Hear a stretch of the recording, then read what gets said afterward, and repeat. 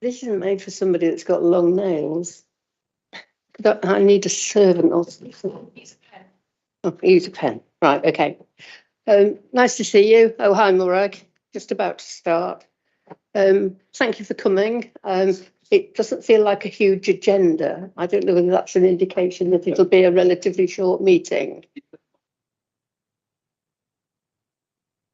My granddaughter said to me yesterday, she's 3, I have ultimate power, so it's a watch it.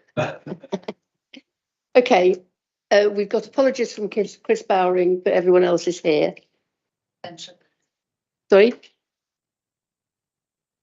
Oh, and sorry, and Shahid. Minutes of the previous meeting on page 5.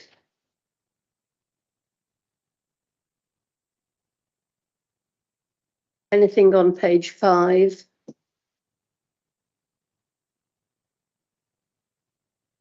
Six. 7.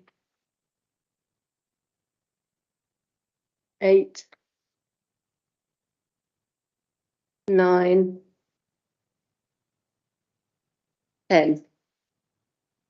Okay, you happy that I sign those? Thank you. Any declarations of interest? No, thank you. We've no public questions. Have we any member questions? No. Fees and charges, page 11. So the paper that you've got in the pack picks up the questions that were raised at the last meeting, and we've done our best to answer all of those questions. So as per last time, we've concentrated on the discretionary fees that the council has the power to set, as opposed to the statutory fees, which are set by statute. So I haven't reproduced in this paper the statutory fees. For reference, they were attached to the paper for the October meeting if any members should want to see what the statutory fees are. There is a recommendation to increase the fees by approximately 10%. By using an hourly rate increased from £59 to £65, used to calculate a fee for each licence type, depending on how many hours officers estimate it takes to process that licence, and also enforcement and management functions. So the proposed fees are started Appendix A on page 17 in the agenda bundle. You'll see there's quite a lot of them, so they scroll down over 4 or 5 pages. And then there was a desire last time to know more about the details of the licensing service budget. So that's listed at Appendix B, with the salary costs of 6 full-time equivalent staff, the non-salary costs, which are consumables and things that we purchase, and I've included a list of things that were included under non-salary costs, about 2/3 of the way down that page, page 25 in the agenda bundle. And then the central recharges, which are those corporate costs which are incurred centrally but are spread across the council services. The non-salary cost does include a proportion of the Public Protection Partnership contract relating to trading standards and legal casework, because a part of what they do is in relation to licensable activity, perhaps most topically unlicensed and unlawful animal breeding, dog breeding, and selling puppies where it's done in an unlawful and unlicensed way. It can be very unfair on customers and very unfair on the animals if they're not treated well. So trading standards are heavily involved in that element of work. And as you know, Wokingham Council doesn't provide trading standards service directly itself. It's commissioned from the Public Protection Partnership. So that's one of the reasons the non-salary costs are quite high in relation to our actual salary costs. There's a list of the full-time equivalents. You'll see it's not 6 individual people. It's a combination of parts of people, if I can put it that way, who, for example, the environmental health officers who don't directly report to Kieran, the licensing manager. They're not working actually in the licensing team, but they're the people who go and do the inspections for those range of licensable activity that I've listed there against environmental health officers. Appendix C gives a breakdown of the hourly rate calculation. I've given an example at Appendix D of two license types. One's a taxi driver, one's a taxi vehicle, and how we would calculate the number of hours required. And a similar exercise could be undertaken for all the license types.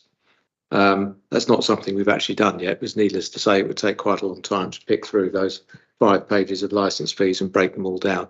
But it was originally done by the Public Protection Partnership, using their hourly rate of £59 to get the fee, which is the current fee.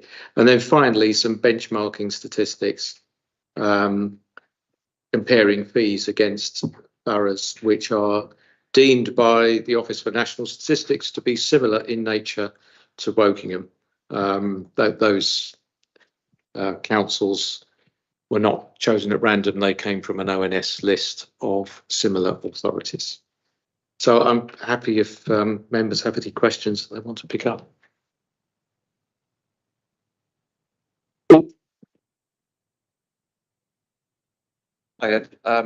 Mainly just for the rest of the members, I did send some questions to Ed earlier today. One was about some particular fees within the table, specifically about the change in the metal recycling folks, the change of fee there, the dog fouling fee, and one of the questions did I ask there? I asked about the deficit, just to explain that a little bit more, because I think that's quite important. It's just basically, with my questions, it's just to expand on them so the rest of the committee know them.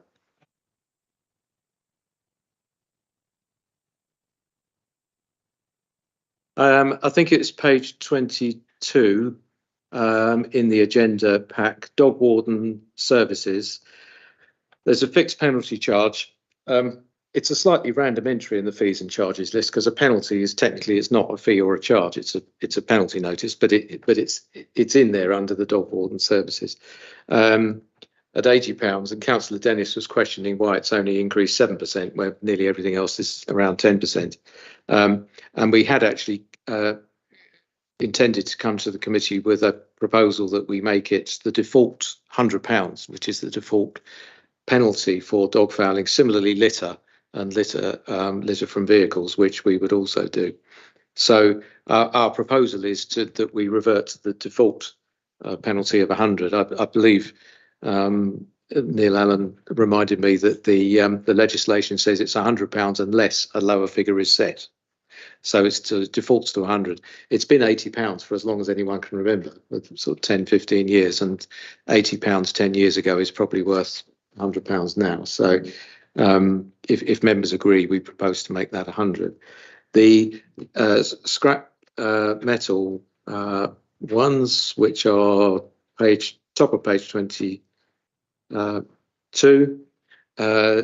two have reduced, which it wasn't deliberate that they were reduced. It was more to do with the fact that the current fee is a little bit of an anomaly at £68 when the hourly rate is 59.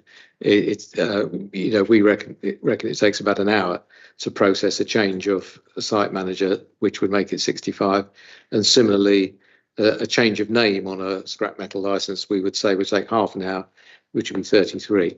So that explains why there's a small number where the figure seems to have gone down. We would say that the difference in cash terms is so small that it wouldn't affect the overall budget, but it's consistent to relate the fee to the time it takes rather than a historic figure. The deficit is something we would much rather is not there.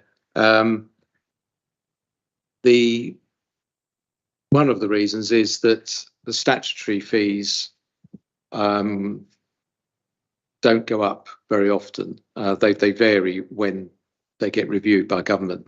But the alcohol licensing fees, to the best of my knowledge, have not increased since 2005. So the large volume of work that we do, which is pubs, clubs and restaurants wanting to sell alcohol and get licenses, the fee was set in 2005 and we have no power to put it up. So most licensing authorities would run at a loss when it comes to looking at the actual outturn compared to the income that we can derive. And it wouldn't be fair on discretionary license fee applicants to put their fees up to cross-subsidise people whose activity isn't risable.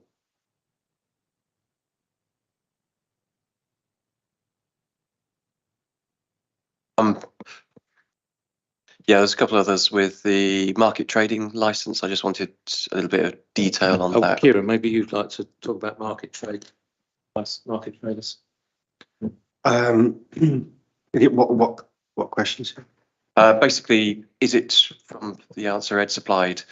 It implies that the license is held by the parish councils as opposed to the individual traders. Quite right. So, well, there's a mix.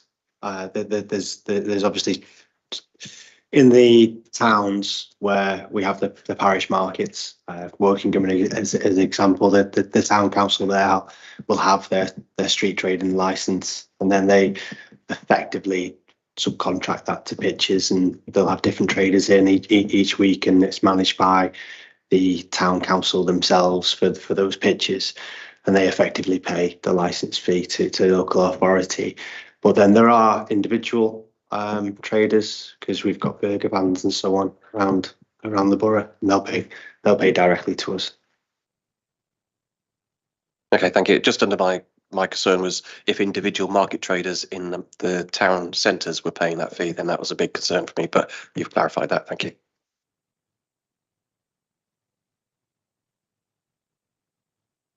Yes, I too asked some questions. I was particularly interested in the split between the income from discretionary versus the income from statutory held fees, and he very kindly gave me a very detailed spreadsheet which shows that 38% of our fee comes from the discretionary side of it, and 62% comes from the statutory ones, which, as Ed has pointed out, have not been raised for a very long time.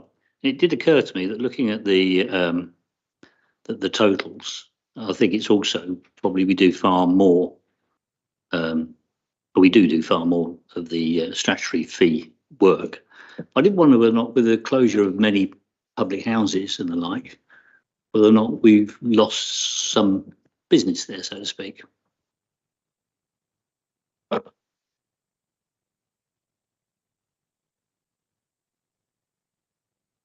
You have an opinion? I couldn't get the data for you straight. It's possible to go back a few years and run some reports, but the opinion would match that there has been closures of businesses in town centre environments within Wokingham, and that would have an impact. There's no real solution at local level, I don't think.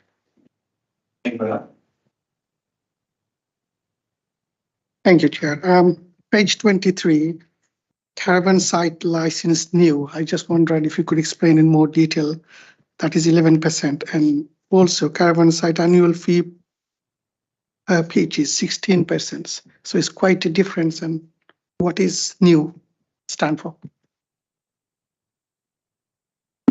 It means that it's a new application for a new caravan site. There's an annual fee per pitch, so it's just the difference between the application fee for a new caravan site and the fee per pitch. So an applicant for a new caravan site license will pay, under the current fee, 440 plus £16 for the number of pitches, but their annual fee will only be £14 per pitch.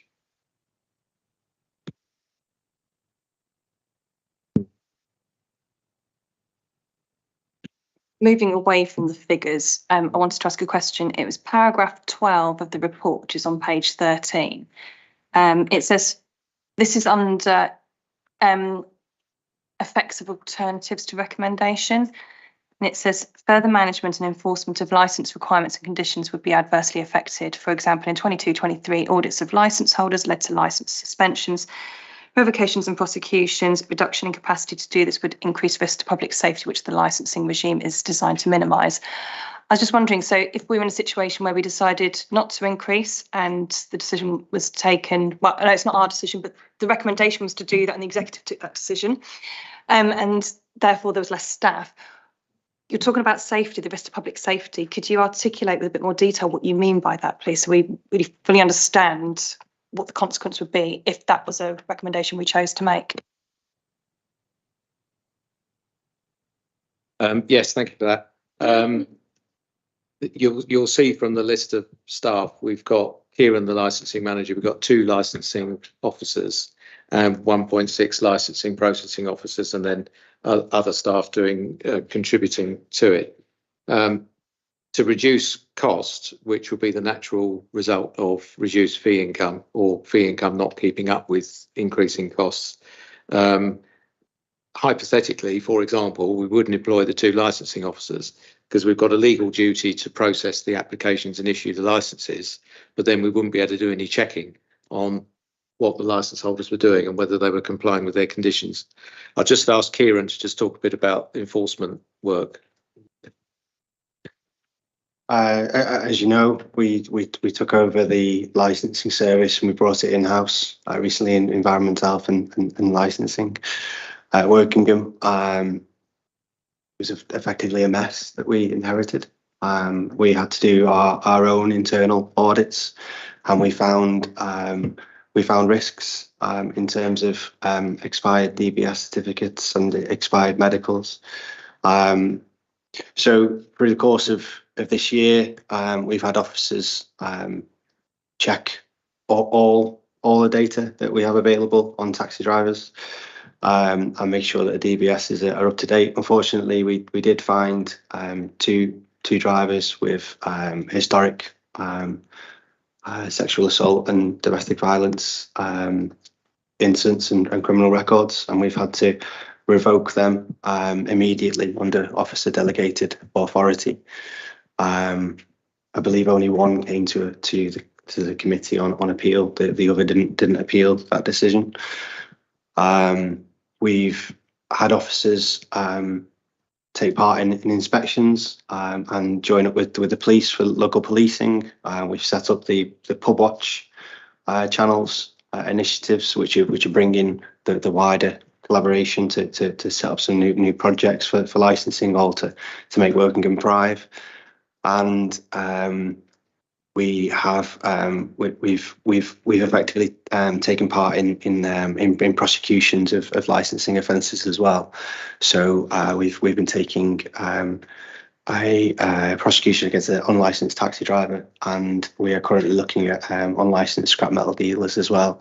So we're obviously without that as a resource, there's no officers, then you seriously lower the public safety threshold.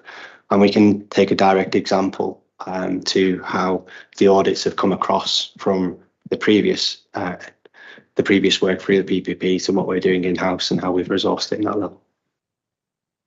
Just one thing I'd add is the search for the unlicensed. Perhaps it's so obvious that we didn't mention it before, but for every person who does the right thing and applies for a license, there might be another one who's trying to get away with not getting the license, and that obviously takes staff time and resources to either go and look for those people or follow up on reports where people have made that people are trading in an unlicensed way.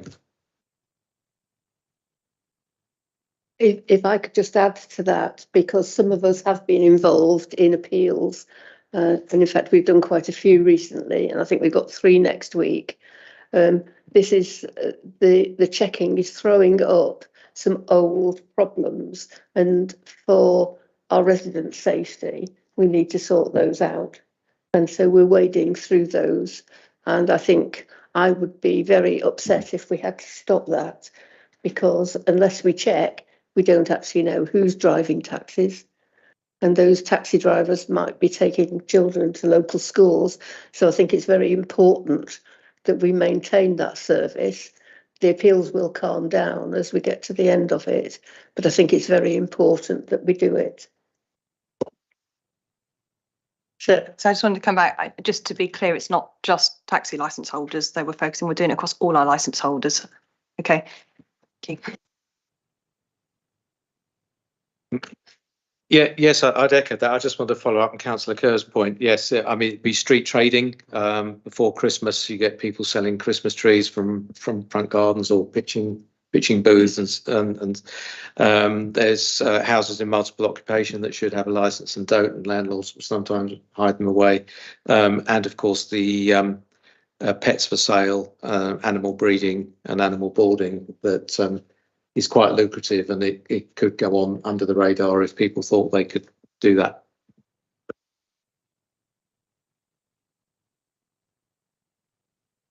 I can't see how we could possibly not do any checking, because we wouldn't be following the key objectives of what licensing is all about protecting it, etc. If we did no check, it would be ridiculous not to do it. It would be just open season. So I don't think it's an option. I agree. And in fact, we didn't know that the PPP weren't carrying that out. And so a thorough audit by our officers will give us as committee members assurance that we're doing the right thing and protecting our public. Thank you, Sarah. So I'm just wondering, this might be a suggestion of something, once you've done this initial audit since taking over, actually seeing the results and what that's meant will be quite good, I think, for this committee to see. If that's a future agenda item at the appropriate time. Is it almost finished? So perhaps for the next meeting? Okay. All right, thank you. Right, well, sorry, Bill. Shout otherwise. Sorry? Yeah. On the fees, looking down, let's just take street trading consents. You've got the annual fee of £1,378. That could be for one ice cream van, couldn't it? So you've got a company that runs multiple ice cream vans. Are they licensed for each vehicle, or are they combined into one as a company? They'd be licensed for each. So it could turn out really expensive for the ice cream vendor, for example. You know, it's quite a hefty fee. What I'm looking down here, there's a number of businesses that would require follow-ups over environmental health issues. And one of that would be the street trading consents, skin and piercing treatments. Yeah. You know, you've got a fee there of what, £180, £195.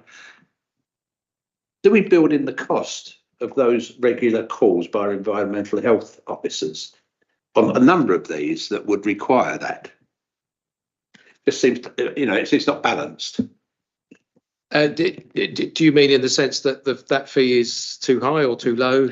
No, I'm saying that there's no consistency in the costings there, because if you've got somebody who's opening a tattoo parlour or does ear piercings, they're going to be paying £195, and that would require repeat visits, surely, to inspect the premises to make sure the standards are still there.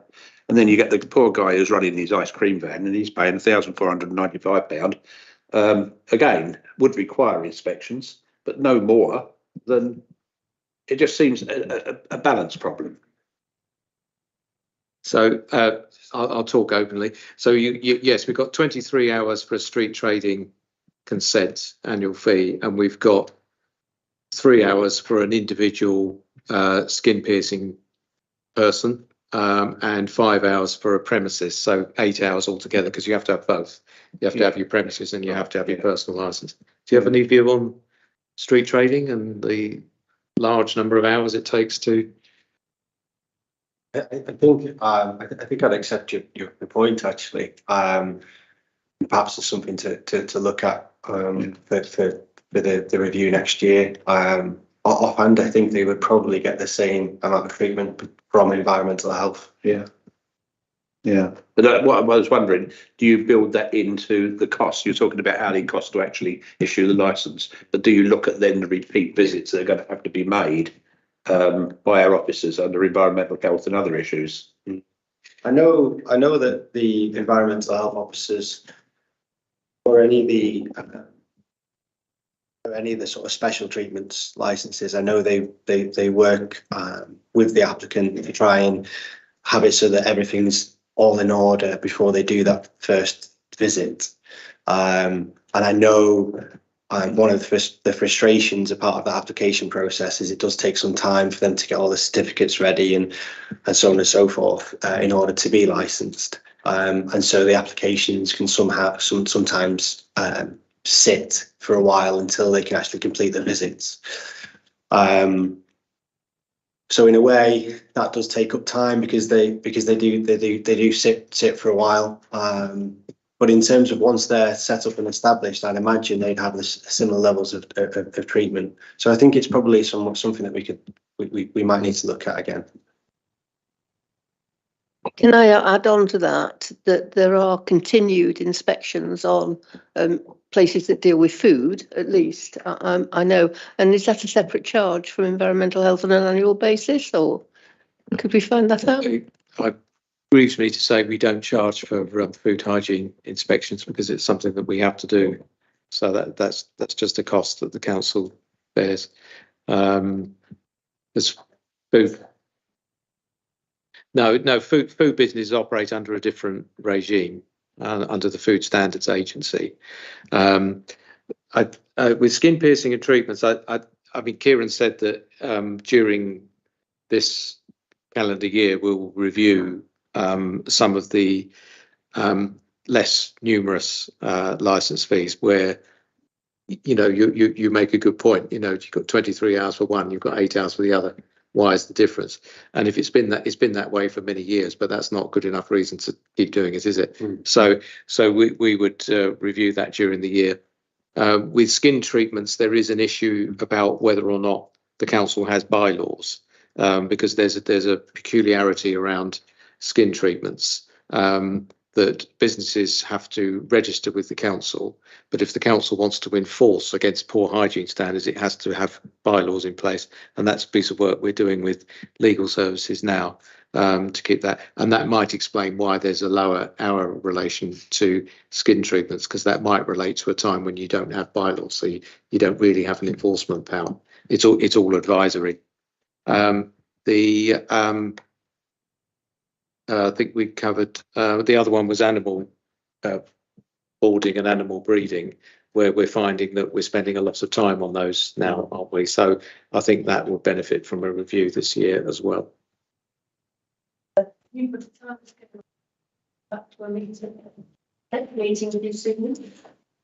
I think it would, because it obviously takes a lot of work to delve into all the whys and wherefores. So we would be looking to bring it towards the fees and charge discussion for 24-25. So we'd be looking at October 23 to have finalised some work and bring it to the committee. Okay, I just looked at Bill to see if he was happy with that, because we've taken it a little bit further.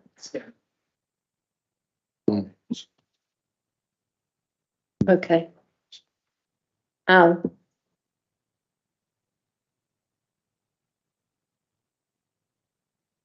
Yeah, sorry, just to sort of clarify this, you know,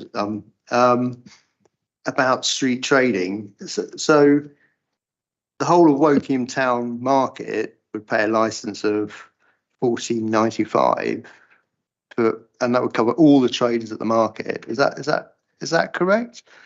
Or whereas a sole trader like the early kebab van would have to pay exactly the same. Is that right, or am I misunderstanding this? Yep, that's quite correct. Yeah, so it goes to the town council. I think we discussed this today with some of the officers that had previous experience.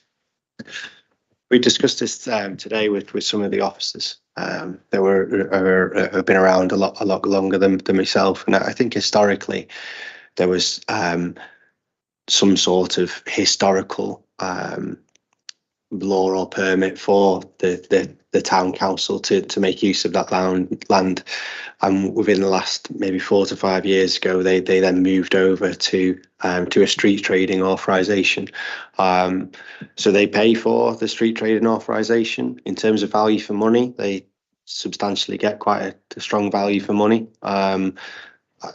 It brings footfall to the town centre, and I don't think we set a licensing regime in terms of pitch prices. We set it as the ability to run our service. It's a different model, different licensing model. Which just seems slightly unfair on the kebab brand. You know, he's paying the same fee as the whole of Woking Town Market. I think we would probably just see them as different things. I think we understand the point. You've got one is a whole market and the other is a sole trader, but obviously there are historical rules around markets which has an influence, but I don't think there's a great deal we can do about that. There is just one point to make about street trading, is that, not taking away from the point that we'll review the hours and time allocation of council's resources. But the implication, of course, is that if you're a professional street trader, you're not running a premises, so you're not paying for the costs of a premises to trade from. You're trading from a stall or a booth or a van, and presumably it's quite lucrative. So that fee would be a relatively small part of your annual turnover.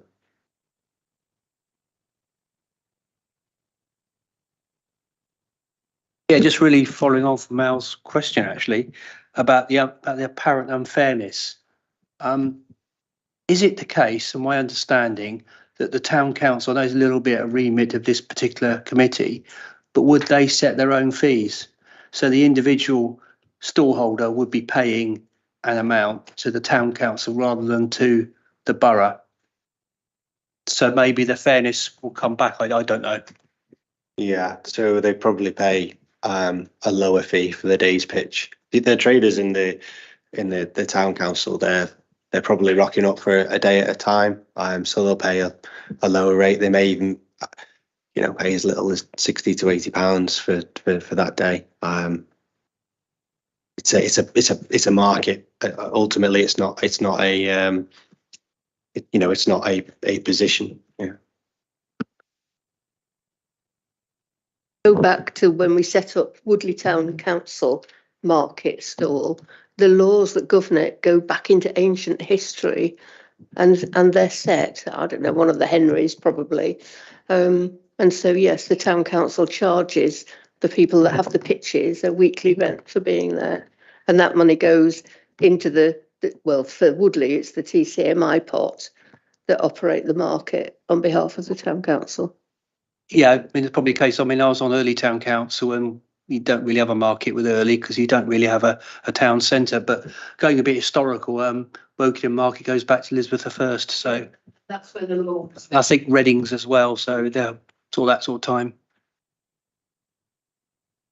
I think the question, though, really is about how much time the licensing team are putting into it, and is there any more time that needs to be put into, say, a market area like the town compared to an individual licence? Does it take more of your resource from one and the other? It's a nice trade-off there, because in those models you'll have effectively the town council will pretty much police that area themselves. So it's a nice trade-off.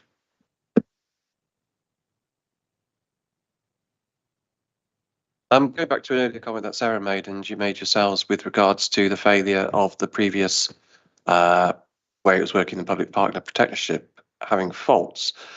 Is that being fed back to the remaining parts of the public protection to make sure that they're not missing any? We can feed that back. Yeah, it's not been fed back so far.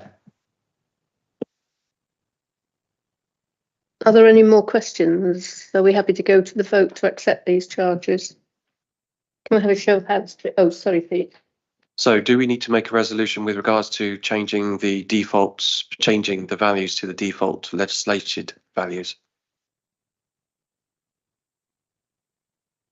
Yeah, I was going to say, I think we need to expand the recommendations that we've got in the report, and one of them is to increase the dog fouling to this £100 if that's what people want to do. That was one of the suggestions that's not in there. Then I think there's other recommendations about having the audit work being brought back, and then maybe another recommendation about what Bill was asking earlier about breakdown of all this, and the time spent against all these things. That might be quite a lengthy report when it happens, but lots of data to trawl through. But and that's part of the 24-25 setting process. So I think there's some additional recommendations we probably need to put in there. And actually, we need to check if everyone's, well, we're obviously going to vote on this anyway. We might find out if people aren't happy with the recommendations in there. Apologies, I didn't remember to do it earlier. Also on page 22, there's a charge for stray dogs, kennel charge in addition to recovery charge, which is £16 a day for a maximum of £80, which is 5 days. And it was pointed out to me last week that we have to kennel dogs for 7 days. So we are proposing to make that, I think it's 112. So, for a maximum of 7 days kenneling rather than 5. Otherwise, the other 2 days we're having to pay. Yeah. Does everybody get that? Yeah. Yes, ma'am. Sorry, Chair, just to intervene. Before you move to vote, it needs to be absolutely crystal clear on the recommendations. So what I'd suggest, just to clarify, I take it that you're happy for recommendations on the paper 1 and 2 to go ahead. And then the additional recommendations, can I just check with Luciana? Right. I think if we could carefully go through after 3, 4, 5, what recommendations are, please. Okay.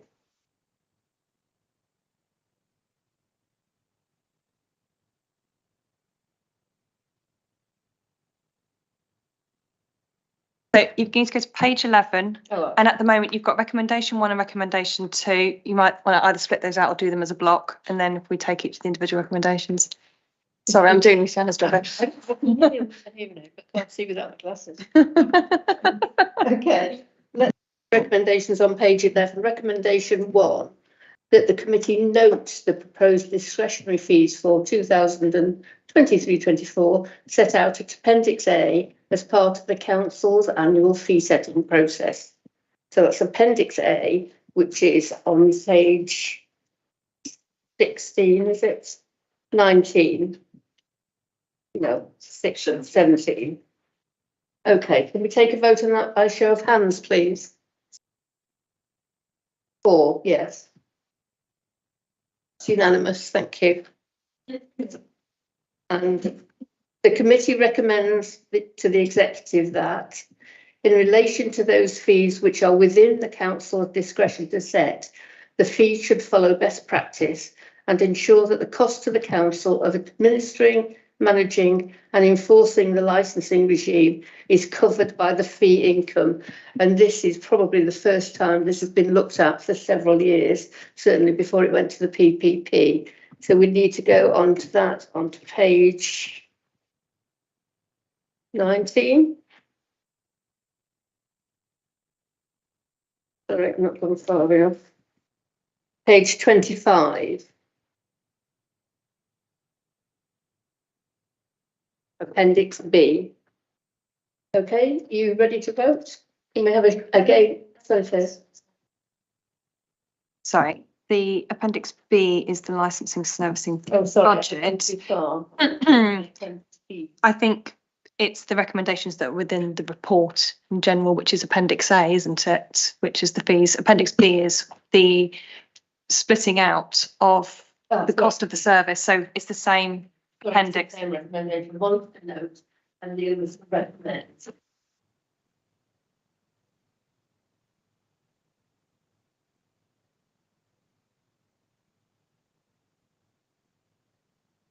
Four.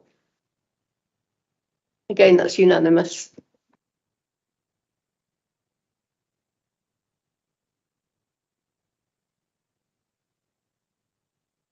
That's 34 of the agenda. Sorry, Beth, can we go back and add in those other recommendations, please? Sorry, my phone. Beth's. Will it work? It will work. Okay. The rule is you can only have 2 microphones on in here. If you keep yours on and then everyone else make sure they turn theirs off after speaking. Okay. Right, we've agreed to the scale of fees. We've got some anomalies in there with dog fouling and scrap metal. Was there another one? Shall I elucidate them? Thank you. Yeah. So the proposal is to increase the penalty for dog fouling to the statutory default of £100. Yeah.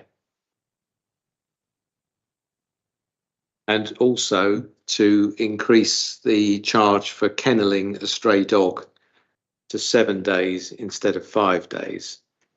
So £112 maximum. Right, did you want to make a comment or vote? Make a suggestion.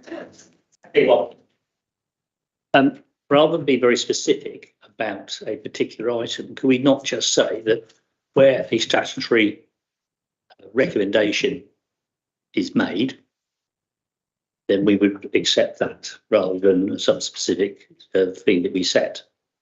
So to make it more general, so dog fouling, there is a maximum, is it? So if the government. Rather than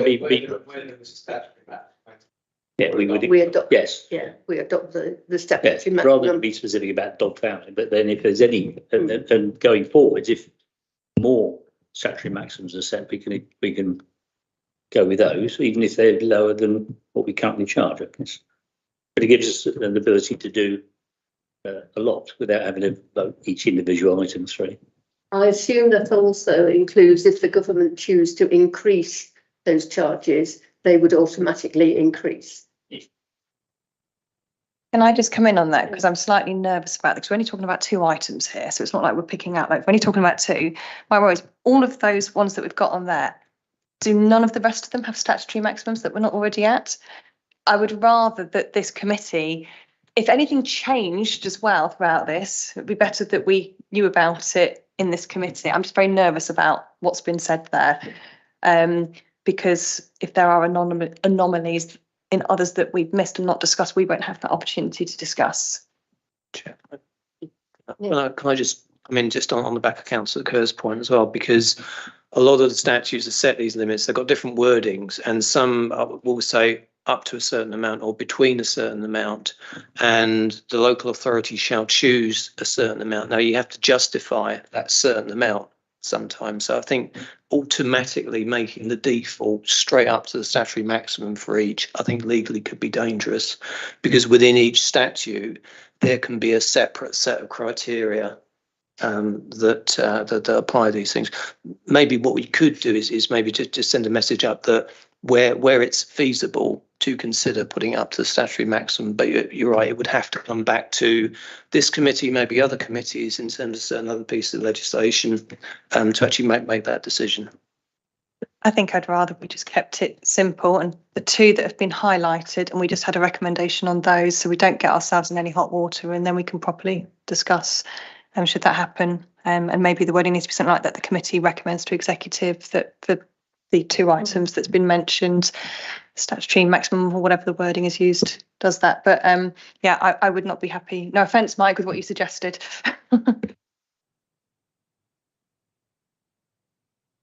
Are there any other statutory fees that? No, I think the other. fall into- The other resolutions were the bringing forward of more information, weren't they? More analysis. Yeah. The changes we've covered. Are you happy to pick up the other 2 recommendations? If we vote on this one first, and then we can come to those in a minute, is that all right? Yeah, so can we vote first on this recommendation, the second one that we've just discussed, the dog fouling? The 3rd one. Sorry, the third Could we one. just check the wording, please? Have we got some wording there, Luciana? Make sure we know what we're voting on. Sorry. Ed said just now was to increase the penalty for dog fouling to £100 and to increase the stray dogs kennels to 7 days to £112. Just to confirm that the recommendation is that the committee recommends to executive that they incorporate that, because we can't decide. Show of hands, please. Yes, 4. Thank you. Again, unanimous. Right, And then the other recommendation was to, well, there's 2 more, to have 2 reports back to this committee. One being the completion of the audit of existing licences. I thought we'd agreed that already. Well, do we want it as a recommendation or just to have it in the forward plan? I'm looking to the officers. It's up to you. If you say it's in the forward plan. If you say it's today that it's in the forward plan, then we'll produce a report on the 20th of March. Probably don't need to. We'll stick it in the forward plan and then we can monitor Yeah. it as it goes along. Yeah. Yeah. Okay. And the final one was the review of fees for 24-25. Would you like to do that one? Again, is that fine for the forward plan, or is that going to, do we need it as a recommendation? So this is to review review the discretionary licensing fees, which need to be reviewed with specific reference to street trading consents and dermal treatments and animal licenses. I think it was a good addition, a good addition for these committees to have use of that forward plan. Actually, so it's a good tool. At least on the forward plan, they're in one place and we don't have other pieces to pick up. Okay, so it's, If we just formally recommend that goes onto the forward plan. again, I'm looking for a 4. Thank you. Item 24, page 29 and 34, licensing of gambling. Page 29.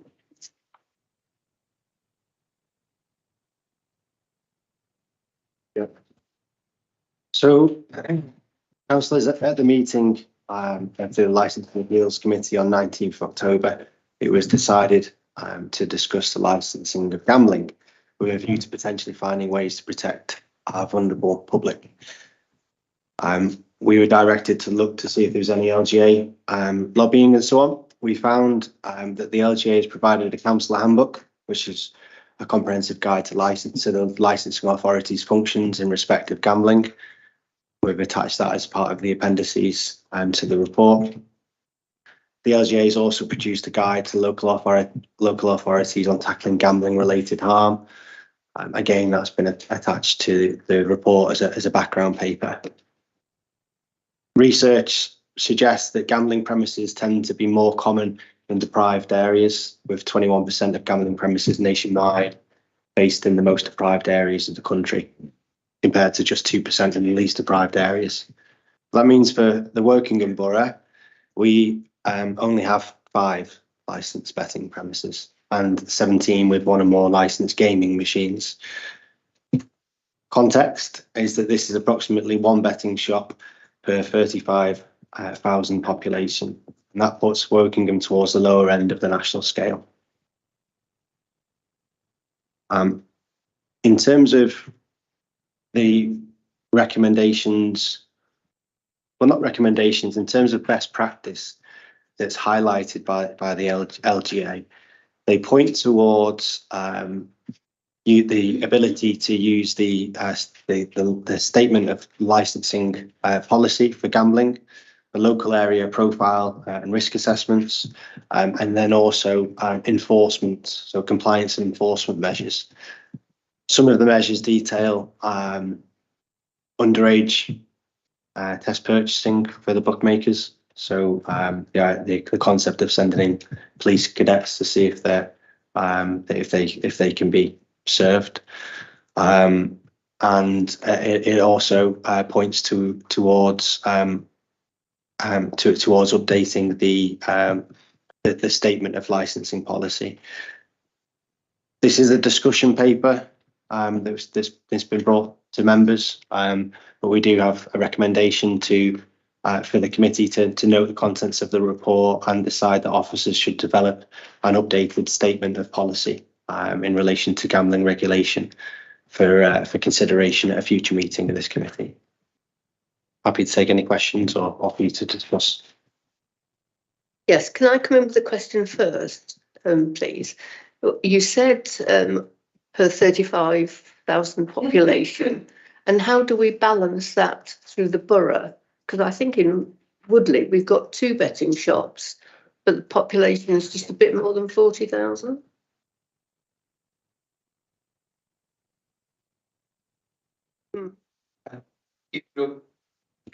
You're quite right. I've simply divided the borough's population by 5 to come up with 35,000. From the research that I did, which obviously is not local knowledge, it's just research. I think there were about 2 in Woodley, Conway Racing and Coral. There's a Coral in Twyford, there's a Coral in Early, and there's Ladbrokes in Wokingham Town Centre. Those are the ones I found. So, 5.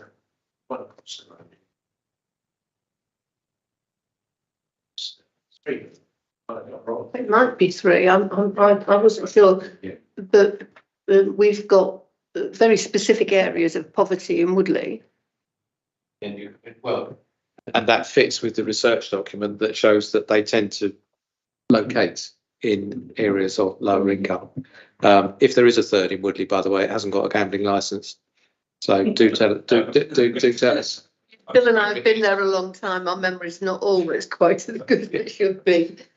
And I don't know, but Sarah.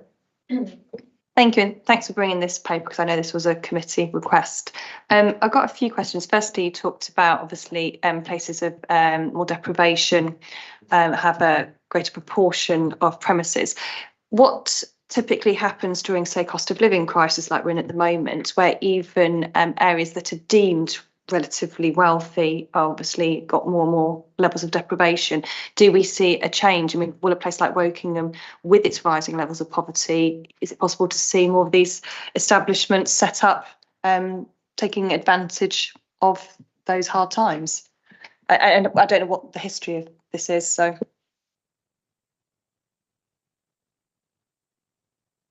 Private market, isn't it, really? Essentially, there is a difficulty in terms of the powers at a local level, and the Gambling Act, the actual legislation law, it features words of aiming to permit.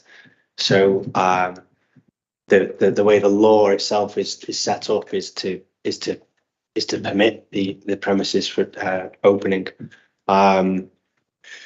There are also, outside of the licensing function, there are planning resolves that can come into the equation. And the LGA talks about some roles within planning and also our public health. Within licensing for this forum, our avenues are looking at the statement of policy and then the compliance and enforcement side of things. But you can see, you know, as part of this paper, and the enforcement side of things for a local authority, they almost pinpoint us down to the ability of age verification, and sort of lose sight of perhaps what you would want to achieve. It's really the limitations of the law. Rachel? Yes, thank you. I just had a couple of observations, really. I definitely think we should be reviewing the policy. I think I'm right, it hasn't been looked at for quite some years, so I think it's probably overdue a review by this committee and on officers anyway. The background papers that you included, I thought were really, really useful, actually. And if we're thinking about licensing objective of, you know, protecting children from harm specifically, I think there's a couple of sort of initial observations. I appreciate, you know, the law is constricting us in terms of we need to be aiming to permit a license, but I still think we can use the policy to help us achieve that licensing objective. One thing I saw, you know, we shouldn't just be stating in our policy what we're requiring operators to do, but always putting in what we're expecting from a best practice point of view. You know, I'd like to see more of that in our revised policy, and also encouraging operators to certify with GamCare. Right? I don't know if there's other certifications as well. You know, if we want them to have the best sort of player protection policies, and I'd like to see that in there as well. So just a couple of observations from those background papers. Thanks.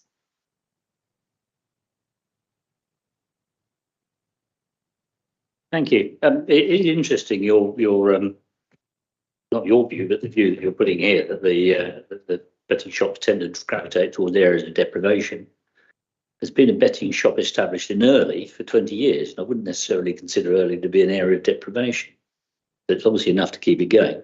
But one of my big concerns actually is the massive rise of online gambling, which presumably we can do nothing about other than ensure that our public access machines that we provide in libraries, etc., are prevented from going to online gambling sites.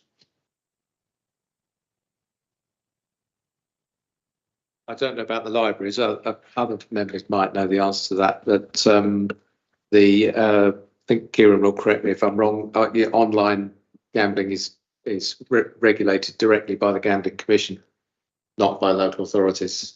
It's obviously online, so obviously it's not geographically based. Yeah, but it's a fairly simple thing to employ software to prevent machines we provide for public access to going to things like pornography sites and gambling and hate and all sorts of other things.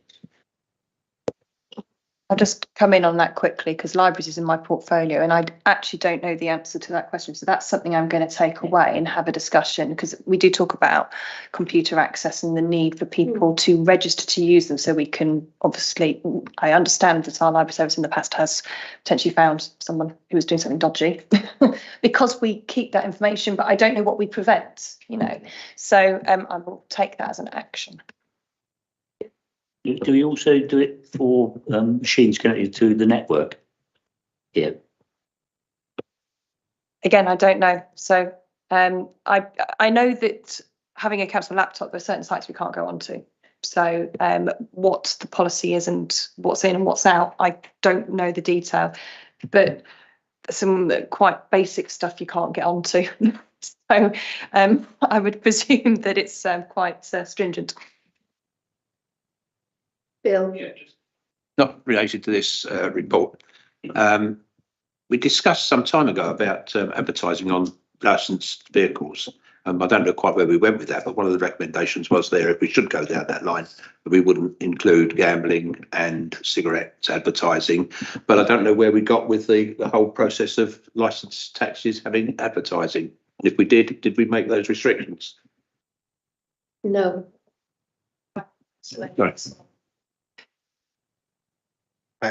Councillor, we didn't stretch as far as that.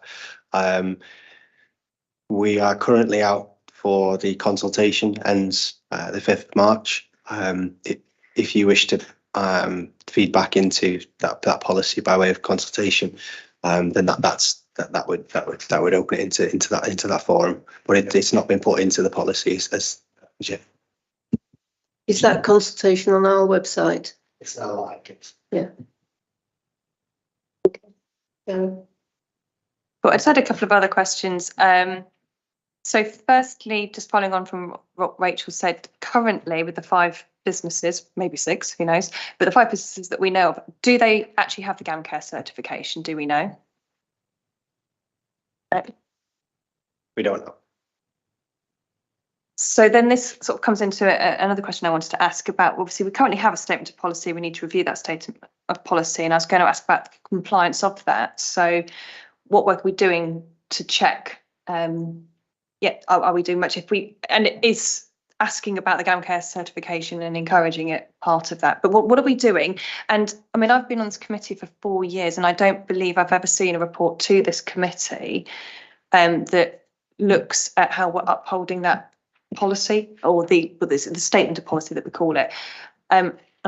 That's probably something that might be of interest to this committee to understand what we're actually doing about it. It's all very well having policies, but how are we actually enacting them and what's the result of that? I think the initial outset of requesting this as a paper is the spark point. So we do need to update that statement of gambling principles. we do need to look at these best practice examples from the LGA, and we've sourced some sensible documents there too. In terms of the compliance checks previously, I don't believe there's been any compliance visits at any of the betting premises. This is not an individualistic against previous PPP or ourselves. I think nationally, local authorities are relatively poor at reporting on compliance checks in betting premises.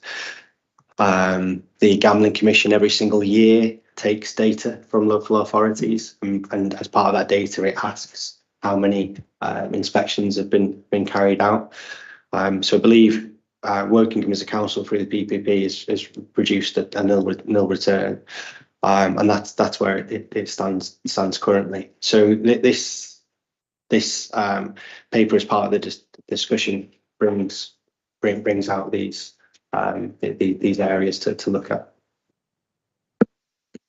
I think in which case, I don't know if there's again a recommendation there, but I do think that we should be in a position where we are doing the compliance work. I'm not a fan of having policy that we don't check that we're upholding. I mean, I appreciate this is a new service taking over, fresh slate, and I'm hoping that we can actually put that forward each year and do that. And I'd quite like to see outcomes of that. And yeah, interested to see how we're doing in that regard in a future meeting. Is that okay? Does the service have the capacity to do that? That's where I come in, and the capacity words mentioned. Yeah, I agree completely with the point you're making, that it should be given more of a priority than it has been before, but obviously in proportions of what is a very small part of the licensing services income base, and therefore the resource that we have to do it. But even though it's a small income base, it's not negligible. You know, there is the capacity there to do some work, and obviously with such a small number of premises, it wouldn't be a massive ask to do that compliance checking.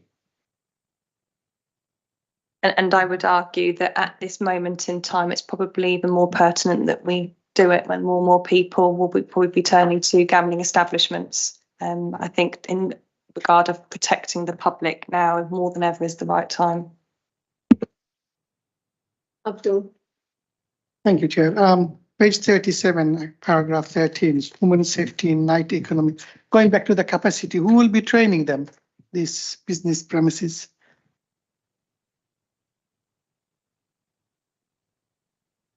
Page 37. That's the next item. You're on the wrong item. We're still on Sorry? licensing of gambling. Oh, I thought moving to that, sorry.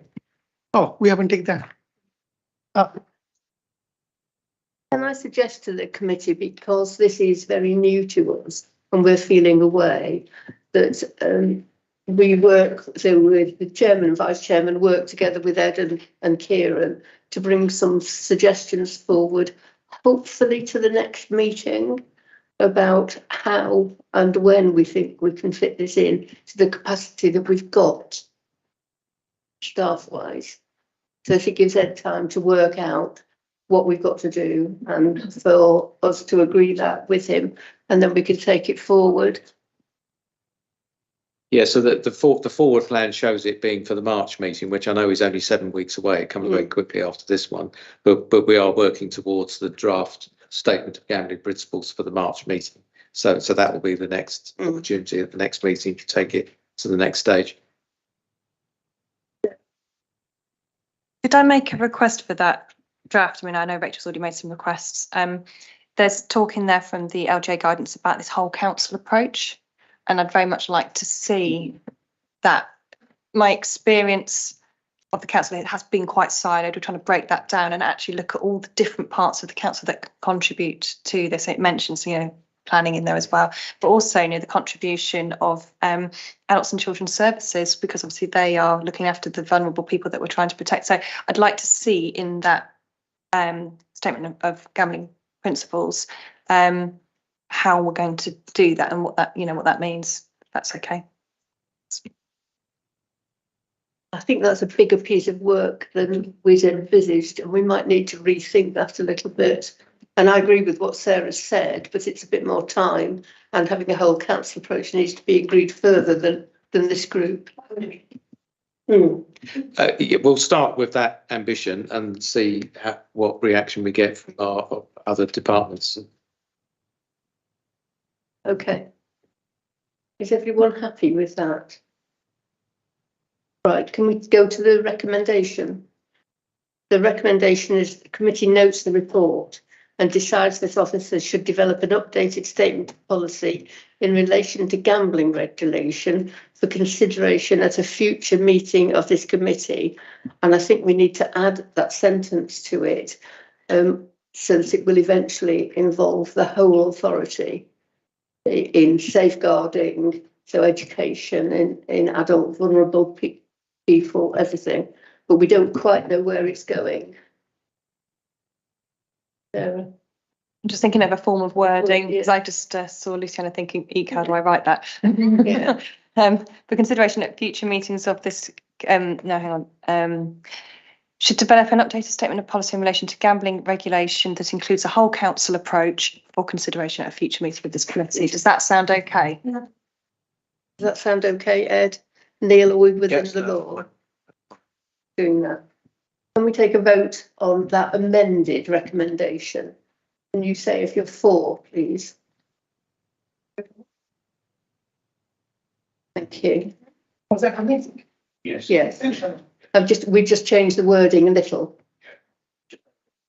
Yeah, on page 29. Okay.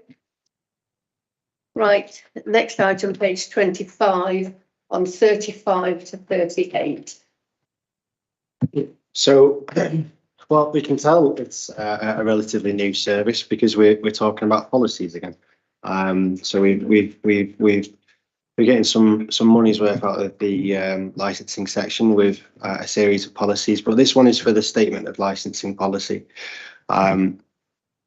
The policy has five main purposes. It's to inform elected members of the licensing committee of the powers attributed to them by the Act, and to highlight the boundaries within which to make decisions, to inform applicants of the parameters within the license which the licensing authority will make decisions, and how licensed premises are likely to be able to operate within the borough, to inform residents and businesses of the considerations which the licensing authority will take when making licensing decisions, to inform responsible authorities of their powers under the Act to promote those four licensing objectives, and to support decisions made by council when these decisions are challenged in the course of law. This policy, it effectively, in summary, the policy looks to a series of best practice examples since it was last reviewed, and we're looking to update that policy through the review and include some safer measures. The measures themselves is bringing attention to what's out there at the moment. It's not necessarily stretching to say that we can achieve all those best practices for across the entire licensed premises.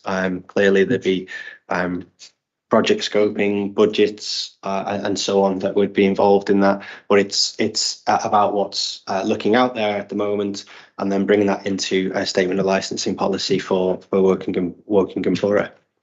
We're looking at the women's safety in a nighttime economy. The policy makes reference to an Ask for Angela campaign, and it also makes a series of other amendments.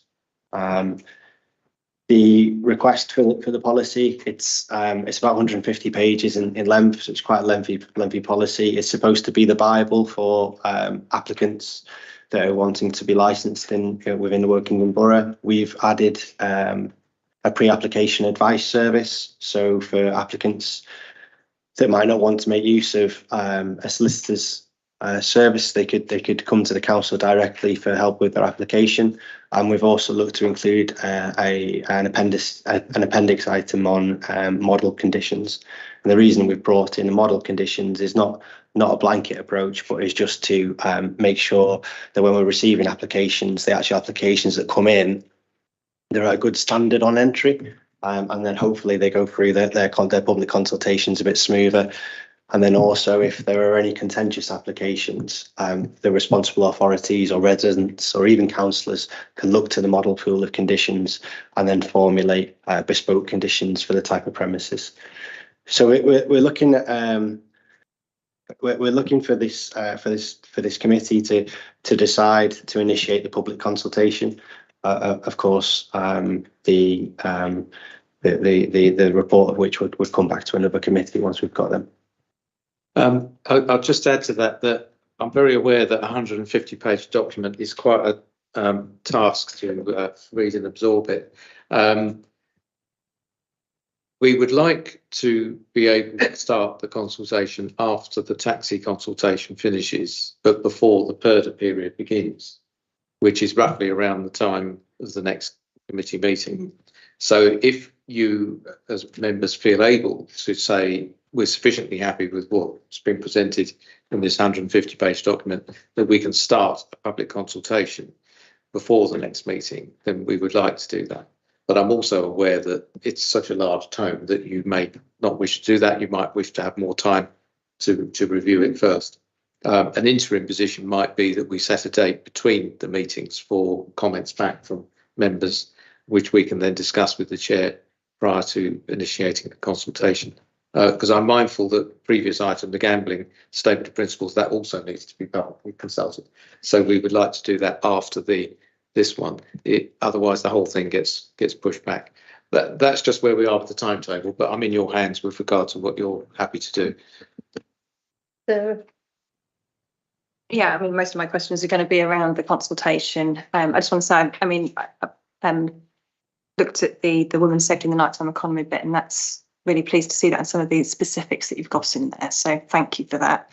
With regards to the consultation, obviously councillors can feedback during that public consultation period, so I wouldn't delay it on our behalf. I think it's important that we get the maximum amount of time for consultees to come back who are much more affected than us by this. So I would be inclined to say, let's get on with it. If you're happy to put it out there, and we can feedback through that process, and we've got access to it now. Some questions I have are, how long are you proposing on having this consultation out there for? I know that there is a list in here. Oh, where is it? I've got the wrong document. Of like what's the license, or who a licensing authority must consult with, but it's quite vague. And I guess I wanted to understand actually what you're going to be doing beyond the direct people you're sending it to, like the police and the fire authority. How you're going to be promoting this, and are there any sort of special interest groups that you're going to be promoting it to? For example, you've got obviously in there that whole section on women's safety in the nighttime economy. Are you going to be talking to organisations like Berkshire Women's Aid, Cranston, places like that can actually that are really close to the ground and say, this is great, but actually have you considered this as well? And I'm just using that as one example. They're going to be some groups that can help further this that might not be obvious to send it to. So yes, got a few questions about how this consultation is going to work. So how long, who to, and specific groups. I think I'd need to be educated on the specific groups, if I'm honest. Not being from the area, but from the north of England, they obviously don't come naturally to me. But of course, we can widen out the groups. As part of the equality impact assessment, we want to broaden that out too. The equality impact assessment is going to be part of that consultation as well. So one of the points that was highlighted to us by our lawyer was to include those groups and to effectively find out who they are. And then the consultation itself, there are some statutory consultees, which are the responsible authorities. So those consultees, they must be included because effectively they're consulted on every single license application. So they'll go in as a source of minimum. But I'm happy to widen it and would welcome it. Would welcome the direction. Thank you. Are you actually going to be publicly advertising this? Is this going to, is this on our Engage platform like other consultations? I appreciate that this is a slightly different consultation to say bins and stuff, and some of the other stuff that but does that go through our normal process? Will it be advertised in the paper? Will it go out on our social media? Yeah, the Engage platform is the standard one. We've got the taxi one on Engage, and it goes out with the social media. So we would do the same thing. I think the usual minimum is 6 weeks, but we'll try and do it for longer than that to allow enough time for people to come back. I think when things are fairly specific, like taxi licensing and possibly even the gambling one, you say, well, this is the consultation period, so please get your replies in during that period. This one's a bit broader, isn't it? So it'll take a bit longer. You're saying a minimum of 6 weeks. Okay. Can I just expand on what Sarah said? And do we do any consultation internally? So would we ask Children's Services or social care so that they could tell us what they know or don't know? Yeah, we yes, yeah, the local area, local authority designated officer, Children's Services, yes, they'll be included. Okay, thank you. Any questions from floor, Mike? Yes, I do have a couple. I mean, I'm very much new to the licensing committee, so this is my first attempt to look at this document. I've only had a very short period of time to look at it. Just one thing, there are 3 mentions of Trafford Borough and one of Manchester. I don't know whether that was... Sorry. He thinks he's at home. Okay. It was particularly around the area capacity. I'm a member of the fire authority, and I would have thought that the fire brigade would be very interested in how capacities are set for nightclubs and the means of escape, which is also not one of the criteria mentioned. So I'm quite, there are areas of that which are a bit vague as to how the capacity is set. I'm surprised it's not more regulated, or perhaps there's other legislation which does regulate, which doesn't necessarily cut across the licensing. You've effectively got on to answering that question. The big boys of the fire, they basically use the licensing function as a sort of sound point. So if there's an application that comes to their attention, they'll go out and do their fire safety inspections. If anything comes up because of that, then they are less likely to use the Licensing Act. They will use their own fire safety regulations. So they effectively stick within their remit.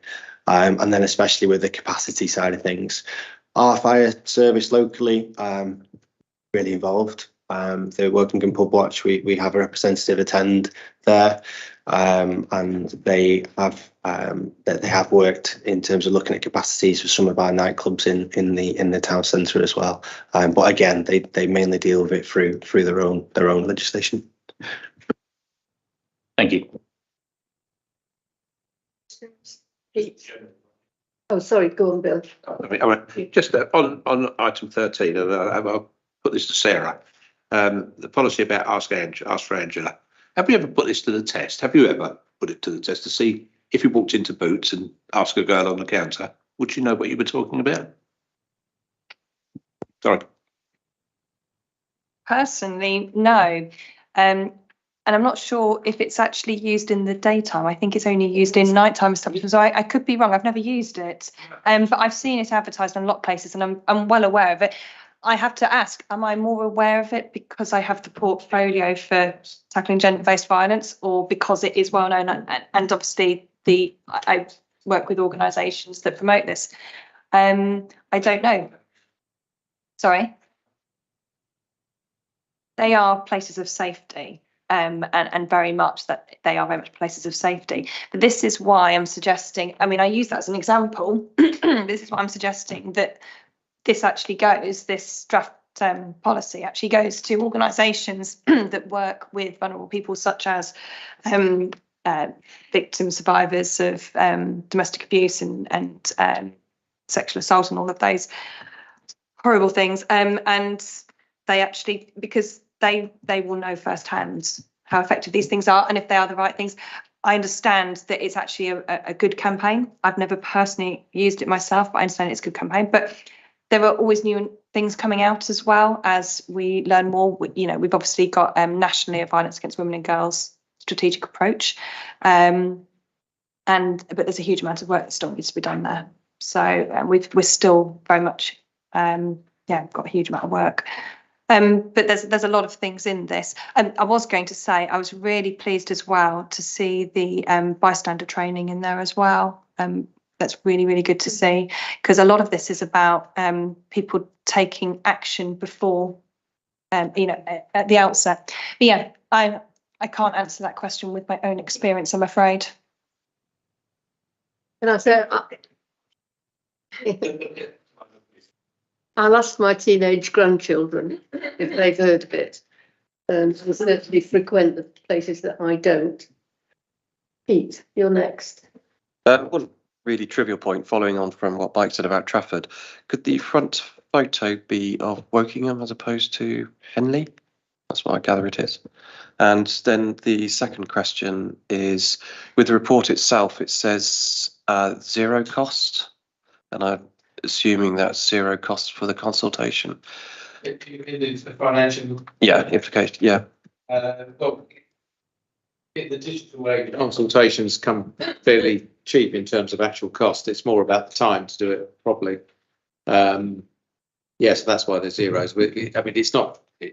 Obviously, we'll change things a bit, otherwise, there wouldn't be any point doing it. But it's not changing things to this extent that it's going to create massive extra work. So we're describing this thing as cost neutral, something we have to do every 5 years, and we just try and improve the quality.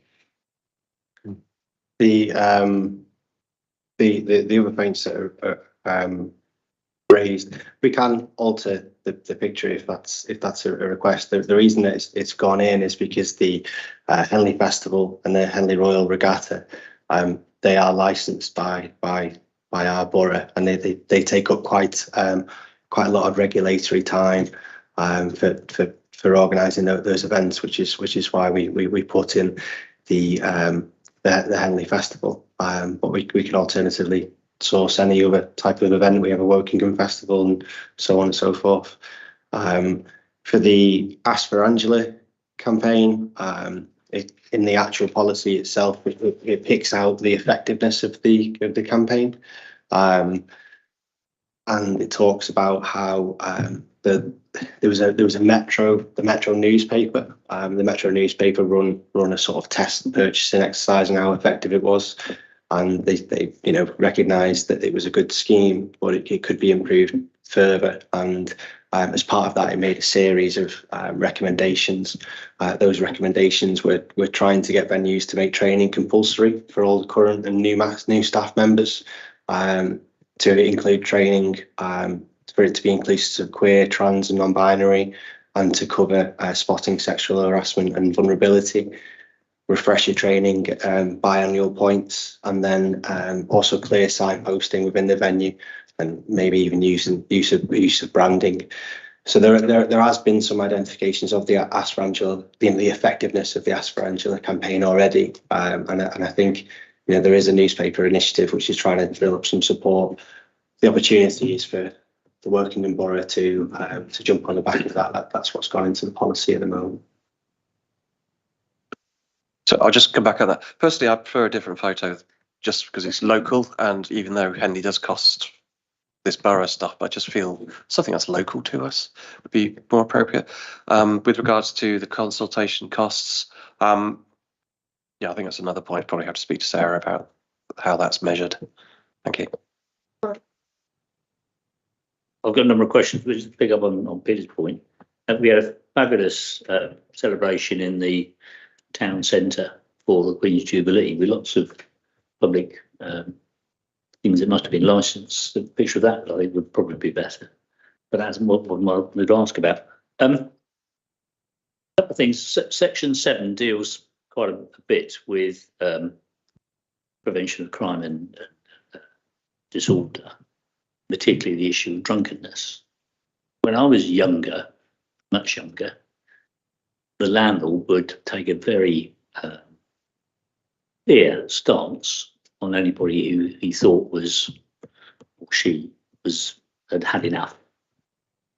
That doesn't seem to happen these days, and in fact, quite often one does see particularly in Freshers Week, for example, there are all sorts of interesting, enticing offers of 10 shots for £1 or whatever it is.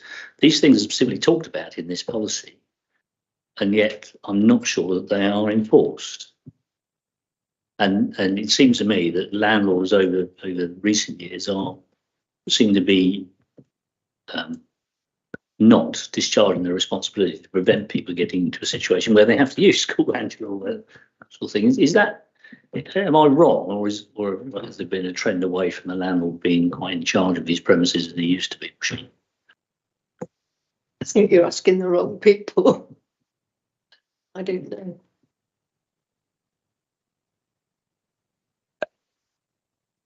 The designated premises supervisor has to be on the site or contactable, you know, at all times whilst the premises is open and serving. And of course, the premises has to have a premises license and follow all the conditions. So I don't think there's any change. In fact, it ought to be an increased level of accountability for the designated premises supervisor and the people in charge. Where it comes to the, you know, of multiple drinks offers, and encouragement to drink more, it sort of falls between the stalls of it's in the discretion of the business as to how they sell or market their products, so long as they meet the license condition not to serve people who are drunk or any of the other license conditions. It's a fine line. I think we all understand the point you're making. But in terms of regulating it and enforcing it, it's a fine line to draw, because at the end of the day, they're an independent business who are licensed to trade, and how they choose to market their wares is slightly up for them. Although, I mean, people who don't want people to drink too much would much rather that you weren't given a £10 and have 3 shots or whatever it is, or even in supermarkets, you know, you buy 2 bottles of spirits, you get £5 off. I said, well, why would you do that? Why do you need 2? But these things happen because people are in business and they want to sell their products. Yeah, Sarah, and then Al. Yeah, I mean, just quickly going back to the picture, I mean, Henley Festival obviously does take place in Wokingham. It's in Remenham. It's not actually in Henley. And not to get too focused on a photograph, I would argue that we are too Wokingham town centric as a borough, and actually having something from further afield within our borough isn't necessarily a bad thing, but just an alternative view. Just Woodley Carnival. Yeah, the point is there are other things. We're not Wokingham town centric.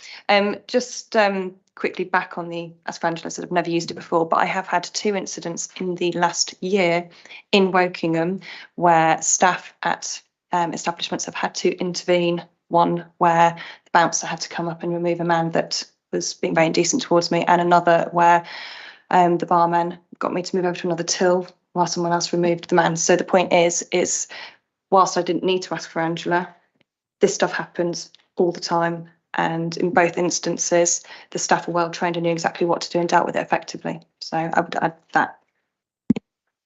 Al. Yeah, could I just also agree with Sarah about sticking up with Remenham?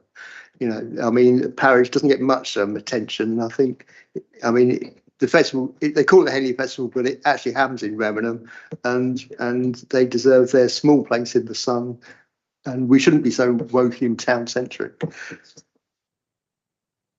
I did an appeal years ago from Remenham councillors and residents about it a long time ago. Didn't like it at all. Okay, any more? Mike? You're going to get fed up with me. I'm slightly surprised under the public health section, there is no mention about the issue with COVID, in particular 8.9, which talks about it should be noted that the context of promoting public safety, this relates to the physical safety of those using the premises, not public health, although there may be an incidental public health effect from some conditions designed to promote public safety. Gatherings at things like pop festivals or in crowded nightclubs or choirs or whatever was clearly established as a means of the pathogen being spread during the COVID pandemic. I think if you put that in, you'd have to put flu in as well. Well, yes, respiratory Yeah. issues. I'm slightly surprised that there's no mention of it under Section 8. You're quite right. I haven't included anything on COVID in there. However, as part of the safety advisory groups, which I act as a secretary to for Ed, we do have a chap called Tony who feeds back into the into that group for best practice around the public health. So I don't think it will be too tall of a task to have something put through as part of the consultation from Tony, who's from public health, so we can get something in there. I mean, just for the record, apologies for interrupting. I mean, just for the record, that would be a slightly contentious point as whether that's relevant for a statement of licensing policy. So I think we take points, but it's not something you would normally see in a statement of licensing policy, and they last for 5 years. So what might have been topical last year or the year before isn't topical this year or next year. So I think we just need to be cautious before jumping too quickly into that. Just to add on that, you're quite right, Ed. There's in terms of the framework for the licensing act, there's not a public health objectives, so they are a consulting. So anything that they may come back with to add into the policy, because effectively they're the authoritarian on matters. It would just come in as a best practice point rather than anything particularly concrete. Chair, can I just add something to what the officers said as well, that the Licensing Act, it can't extend into other areas that are regulated by other laws. So I think we tackled this when the COVID situation was at its height, and I think there's separate COVID legislation, and you have to be careful that you don't move from the enforcing the COVID legislation into the licensing legislation. So there's always a boundary as to how far the licensing legislation could be used to deal with all sorts of things. Okay, good. I just think it might be relevant to have at least a cross-reference. Yeah. Something like that, because this is policy, our statement of policy. Two quick questions. There's a section 16 on late night levies, but then the final paragraph says we don't do it. Is there any particular reason? Is there not enough late night stuff to worry about having a levy? I mean, we're interested in generating cash for the council. There's one most simple reason why we don't have one, because it has to apply to the whole borough. If the legislation was such that you could apply it just to one town or part of the borough, then it might make more sense. The way it's written, I think I'm right. It applies to the whole borough, so all licensed premises would have to pay the late night levy, even if they are nowhere near the place where the alleged disorder occurs. It's meant to pay for additional policing costs, and a percentage of it goes to the police. I think it's 70% actually. So 70% goes to the police for their additional costs, 30% retained by us. So obviously you've got to have a crime and disorder problem linked to the late nighttime economy to justify that. And it is a bit of a weakness that the legislation said it's borough-wide, unless it was deliberate to try and keep the volume down. But the places that have got late night levies tend to be big cities or very urban areas where it applies to their whole district.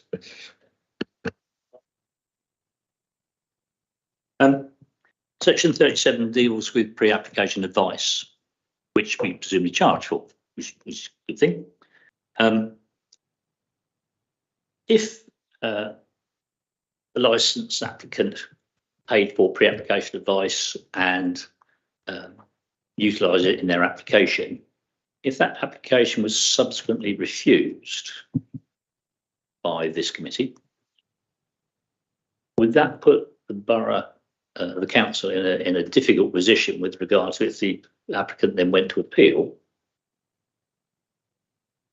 and the council lost? We've had a similar situation occur in planning, where due to either a planning application not being made or planning approved plans not being followed, enforcement notices are put in place, and a way of stopping that enforcement notice is to put in a retrospective planning application. Usually the advice has been given by the officers on what to put in that retrospective planning application, and they come forward to the planning committee if they get called in as a recommendation to pass. And in the most recent planning committee, 3 items went through on retrospective planning on the advice of the officer, but also with the caveat that if the committee was minded to refuse it, it would put the borough at risk of losing an appeal and incurring costs. Would the same situation arise here if an applicant paid for advice which was subsequently refused? Thank you, councillor. It's a very important question. And the purpose of the policy is to strengthen the council's position when it comes to any appeal. In the policy itself, it does detail that it's 37.2 currently in the draft version, and it says, however, our advice cannot prejudge the outcome of the licensing application. And especially if there's any representation is received and a hearing is scheduled to take place before a licensing subcommittee. It's important to note that a licensing officer is not a decision maker. A licensing officer is not a decision maker in the grand scheme of things at all. Any decision goes before a subcommittee or a full committee. It's quite often a misconception of the public, actually.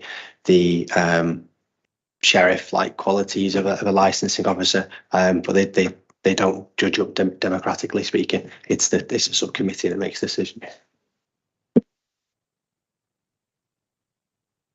Any further questions? Are we happy to go to the recommendation?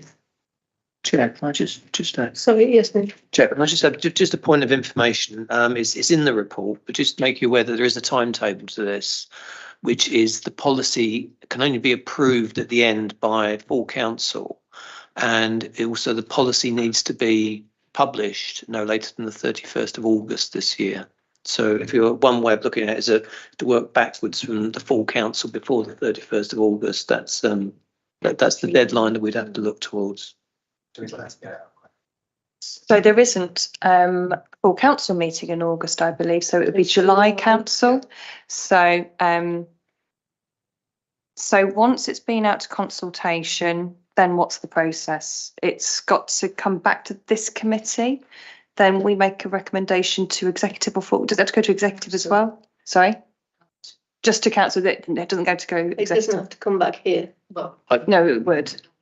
it doesn't go to executive, it goes to council. Okay. All right. Okay. We would like the decision to come tonight and for us to start a consultation. So Could I make a suggestion then, Chair? So I think the recommendation decides to initiate public consultation. Could we say immediately or as soon as possible or something without delay or something like that? Rather than, just get on with it. I think, to be fair to the staff, we need to get on with it to give us time at the other end to get it ready for council. But also for consultees to have their opportunity to have their say. Okay, are we happy to go to the recommendation? I'm not going to change the word because I think we've said it. And initiate means start, so that they start a public consultation about the revised statement of licensing policy 22 to 28. Okay, are you happy to vote for that? Thank you, that's unanimous.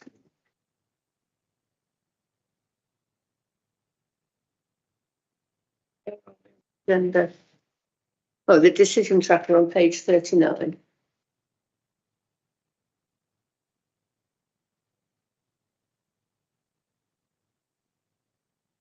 Okay, do you want to speak to this, Ed? I thought we finished in the morning. Sorry? Oh. Yeah, the decision tracker. Is there anything to say about it, or is it just there?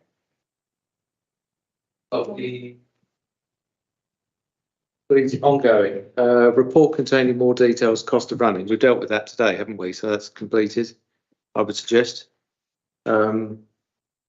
Cost of running licensable activities for next year. We said we would bring a paper to October 2023. Review of gambling licensing to the forward plan. That's been done. I've made, with regard to decisions from today, I've made a note of the audit of licenses report for March meeting, the statement of gambling policy to come to the March meeting, and to start the consultation for the licensing policy. Yeah, and we've got that in for the June meeting. Yeah. comments? Anyone want to make any comments? Chair, we're running the taxi consultation, and one of the items from the previous meeting was to arrange for either a Teams or in-person consultation. It was just a query if any members would want to take part in that consultation for the taxi policy that's going out at the moment. For any members that would want to be take part in a trade liaison meeting through the consultation, then I'll extend the invite out by email or through Lucianne, and you can let me know. We'll choose an evening over in February. Oh, okay, I'm happy to do that, Kieran, if you just get email out and then members can make the decision. And will, once the consultation's done, is that coming back to March or? Yeah. Oh, it is on there, sorry, it is on there. Yeah. Okay, there are no further items on the agenda, so I'll formally close the meeting. 24, please. Thank you, everyone. Thank you.